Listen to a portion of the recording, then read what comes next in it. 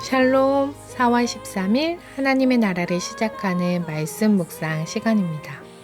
오늘은 젊은 일 누리의 김민정 집사님께서 추천해 주신 찬양으로 시작하고자 하는데요. 먼저 사연을 읽어드릴게요. 저는 어릴 때부터 나름 열심을 가지고 신앙생활을 해서 저 스스로 하나님에 대해 잘 알고 있다고, 하나님을 많이 사랑한다고 생각했습니다. 그런데 최근에 여러 가지 경로를 통해 하나님에 대해 또 새롭게 알아가고 있습니다. 요즘은 주님은 정말 날마다 새로운 분이시구나. 평생 알다가도 그 사랑 다 깨닫지 못하고 주님 앞에 서겠구나 생각합니다. 제가 우신 가족들과 나누고 싶은 찬양은 어노인팅의 사랑의 이야기입니다. 고난주간과 부활주일을 지나는 기간에 아는 집사님께서 보내주신 찬양인데 들으며 많이 울었습니다. 우리 시간 속에 걸어 들어오신 주, 당신은 예수, 우리와 같아지신 하나님, 우릴 포기하기보다 자기를 버리신 그 걸음 안에서 사랑을 배우네. 저는 4살, 7살 아이들의 눈높이에 맞추는 것도 힘든데 하나님이신 예수님이 인간의 눈높이로 오셔서 그 커다란 간극을 그분의 크신 사랑으로 다 메우신 역사가 새삼 감격스러웠습니다. 한결같이 우리에게 말을 건네어 주님의 마음을 전해주시는 그분의 사랑을 오늘도 배우고 전할 수 있길 기도합니다. 감사합니다. 이렇게 보내주셨습니다. 집사님의 사연처럼 오늘도 새롭게 함께 하시는 그 사랑에 감격하며 살아가는 하루 되시길 소망하며 추천해 주신 어노인팅의 사랑의 이야기 찬양 함께 들으신 후에 김민정 집사님께서 말씀 봉독해 주시겠습니다.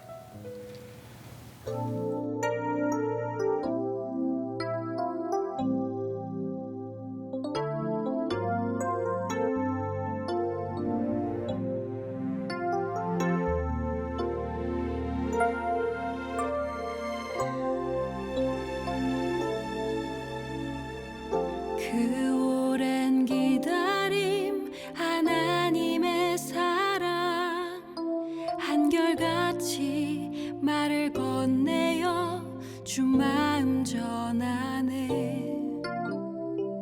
죽음에 머물던 우리에게 오신 새롭게 열린 길 생명의 선물 사랑의 이야기 우리의 시간 속에 걸어 들어오신 주 당신은 예수 우리와 같아지신 하나님 우릴 포기하기보다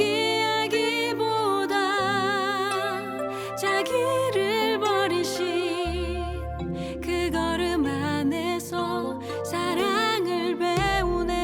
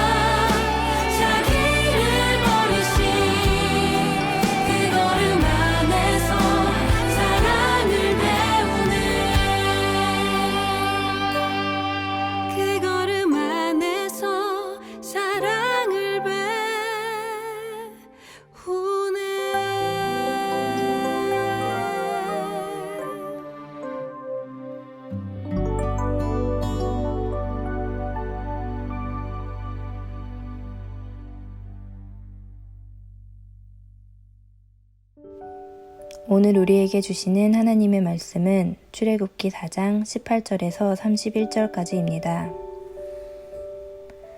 모세가 그의 장인 이드로에게로 돌아가서 그에게 이르되 내가 애굽에 있는 내 형제들에게로 돌아가서 그들이 아직 살아있는지 알아보려 하오니 나로 가게 하소서. 이드로가 모세에게 평안히 가라 하니라.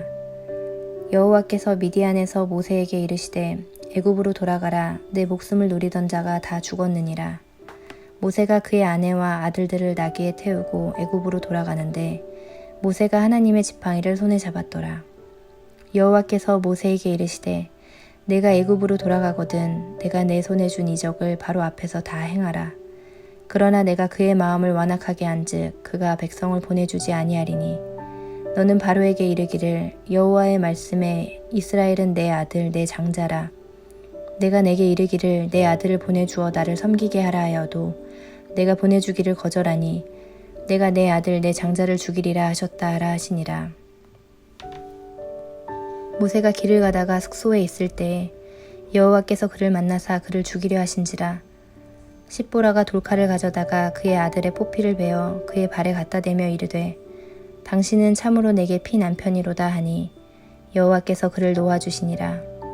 그때 십보라가 피 남편이라 함은 할례 때문이었더라. 여호와께서 아론에게 이르시되 광야에 가서 모세를 맞으라 하시매 그가 가서 하나님의 산에서 모세를 만나 그에게 입맞추니 모세가 여호와께서 자기에게 분부하여 보내신 모든 말씀과 여호와께서 자기에게 명령하신 모든 이적을 아론에게 알리니라. 모세와 아론이 가서 이스라엘 자손의 모든 장로를 모으고 아론이 여호와께서 모세에게 이르신 모든 말씀을 전하고 그 백성 앞에서 이적을 행하니 백성이 믿으며 여호와께서 이스라엘 자손을 찾으시고 그들의 고난을 살피셨다 함을 듣고 머리 숙여 경배하였더라. 아멘. 오늘의 본문은 하나님께 소명을 받았던 모세가 미디안에서 애굽으로 돌아가는 과정에서 일어난 이야기들이 담겨 있습니다. 우선 18절에서 20절에서는 모세는 장인인 이드로에게 허락을 받으려고 합니다.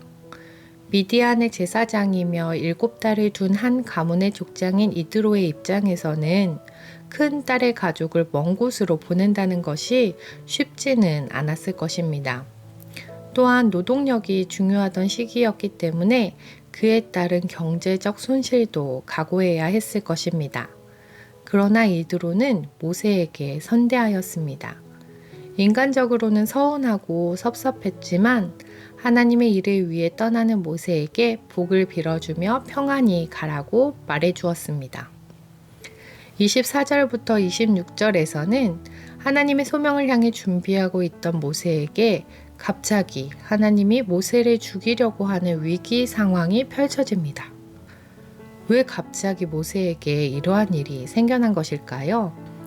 하나님의 구원 사역을 위해 준비시키시고 훈련시키셨던 모세를 또 오래 참으시면서 확신을 심어주신 하나님의 이러한 모습이 잘 이해가 되지 않습니다.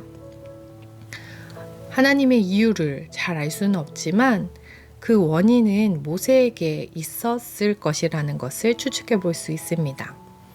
하나님의 거룩하심으로 인해 죽을 수밖에 없었던 일이었을 것입니다. 22절에서 하나님은 이스라엘을 내 아들, 내 장자라고 말씀하십니다. 하나님께 구별된, 하나님께 속한 백성이며 그 징표로 행해지던 것이 바로 할례였습니다. 모세는 어떠한 이유에서인지는 모르겠지만 아들에게 이 할례를 행하지 않았고 하나님은 이러한 모세를 벌하려 하셨던 것입니다. 그런데 십보라가 그 이유를 먼저 알고 아들에게 할례를 행하였으며 죽임 당할 수밖에 없었던 모세를 구원하였습니다. 27절부터 31절까지에서는 모세의 동역자였던 아론이 등장합니다. 혈육으로는 형이었지만 하나님의 구원 사역에 있어서는 모세의 동역자였으며 자신을 어눌한 자라고 표현했던 모세의 대변자로 함께하는 자였습니다. 하나님은 모세가 그 사명을 감당하는 데 있어서 모세만 단독으로 사용하신 것이 아니라 함께하는 사람들을 보내주셨습니다. 이드로의 복된 허락을 통해 하나님께서 주신 그 사명의 일의 확신과 격려를 받았으며 십보라를 통해 죽음의 위기에서도 구원받았습니다. 어눌했던 모세를 대변할 아론을 함께하게 해주셨기 때문에 이스라엘 장로들과 백성들 앞에서 하나님의 말씀을 전할 수 있었습니다. 또한 그 사람들뿐만 아니라 하나님께서도 모세와 함께 하셨습니다. 20절을 제가 읽어보겠습니다. 모세가 그의 아내와 아들들을 나귀에 태우고 애굽으로 돌아가는데 모세가 하나님의 지팡이를 잡았더라. 모세는 자신을 죽이려고 찾던 그 이집트에 가족들까지 동반하여 들어가면서 하나님의 지팡이를 잡고 있습니다. 예수님 또한 승천하시며 우리에게 성령을 선물로 약속해 주셨습니다. 우리가 우리의 삶의 자리에서 하나님의 나라를 만들어 갈 때에 내가 혼자 하는 것이 아니라 내 옆에 있는 이들이 함께 하는 것이며 또한 우리와 언제나 함께 하시는 삼위일체 하나님이 계시다는 사실을 꼭 기억해야 할 것입니다. 우리에게 주신 사명의 자리, 함께하는 이들과 함께하신 하나님으로 인해 기쁘고 감사함으로 이 사명을 감당할 수 있는 높은 데 두신 공동체 되길 간절히 소망합니다. 기도하겠습니다. 사랑의 하나님, 우리에게 사명을 주시며 함께하는 이들을 허락해 주심에 감사드립니다. 나 혼자는 할 수 없지만 옆에 있는 이들과 함께 하나님의 사명을 감당하게 하옵소서. 또한 언제나 어디서나 나와 함께 하시며 동행하시는 하나님을 굳게 붙들어 우리에게 주신 삶의 자리에서 하나님의 나라를 세워나가는 우신 공동체 되게 하여 주옵소서. 감사드리며 예수님 이름으로 기도드립니다. 아멘.